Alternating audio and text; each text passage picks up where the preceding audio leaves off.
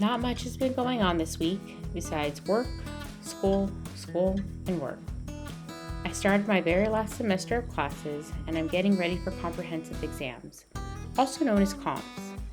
Here I am literally at work studying while my class is at PE, which honestly was a bad idea because my students have a habit of coming into the classroom just to talk to me or to tattletale on someone when it is my only time during the school day that I get a break from them. Like even I eat lunch with them. Anyway, because I have a full load of schoolwork for myself, I've been sure to keep up with work. I'm currently 2 weeks ahead with all my lessons planned. I leave no grading to take home. I'm in contact with some locals regarding a field trip, and I've been super organized. I don't even have time to think about work because I just want to do well on comps. The way it goes is I have to take written comps, then oral comps, which is what I'm really worried about because I hate talking and answering questions, especially when I have no idea what the panel will ask me. It's nerve-wracking. After comps, it's on to dissertation proposal and defense, then graduation. It will be about a year, but I'm already dreaming about it. I've been in school for a long time. I started a bit late in life too. What started as a humble beginning at a community college led to an associate's degree in psychology, which led to a bachelor's degree in sociology with a minor in psychology, which led to a master's degree in education, which has now led to currently being 3/4 of the way through a doctorate's degree in education. I'm not sure exactly what I'm going to do with it when I graduate, but I have some ideas. I enjoy doing research and writing, but what I'm really thinking about is starting a school, hopefully in Samoa. So I used to work at a language immersion school in which students could learn another language. The options offered were Chinese, French, or Spanish. A language immersion school in Samoa would have to offer languages that are feasible and desired by the community. I know there is a significant population of Chinese, so perhaps that would be a good option, as well as Samoan, of course, and maybe something else. I'm also thinking of maybe doing an international baccalaureate school.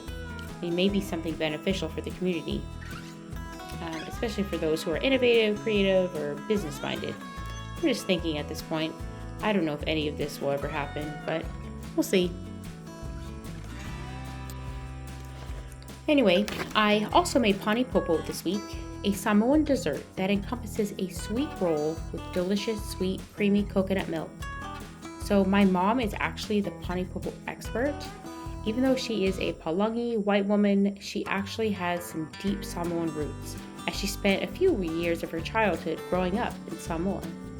Her pani popo is hands down the very best I've ever tasted in my life, and I know for a fact that others would say the same thing. Mine turned out really good, and my kids devoured it, but I'd honestly say that it's still second place to my mom's.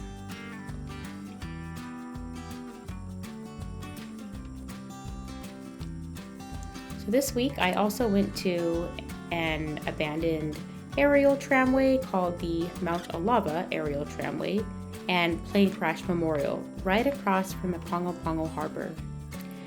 So this old aerial tramway was once upon a time a popular cable car built in 1965 for the purposes of transporting TV equipment and personnel across the waterway and up the mountain. It was also used by the public for spectating and enjoyment purposes. Tragically, on Flag Day, April 17, 1980, the Navy had planned for a spectacular air show in which paratroopers were supposed to be suspended from an aircraft. However, on that day, as the craft was in action and the stunt was in action, the plane actually flew right into the aerial tramway's cables, breaking them completely, just before crashing into the Rainmaker Hotel down below. 6 paratroopers in the plane died, as well as 1 individual on the ground. Today, the Rainmaker Hotel is no longer there, but a newer hotel, Sadie's by the Sea, is in its place. The Memorial and Aerial Tramway still has one of the cable cars you can explore. After the plane crash in 1980, the tramway continued to operate until 1992, when Hurricane Val caused damage that was deemed too costly to repair. It's been sitting here ever since, just degenerating. And while it certainly isn't what it was in its heyday, it is definitely an amazing place to go and just imagine what it was like to ride. So I've only been on one aerial cable car once in my life, and actually it was almost exactly a year ago. It was last year on spring break.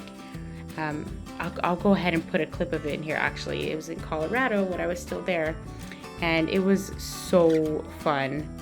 I feel like an aerial view is just no doubt presents a new perspective, and in many ways is just a beautiful and amazing way of seeing something. Well, that's a wrap on this week. Thank you so much for watching.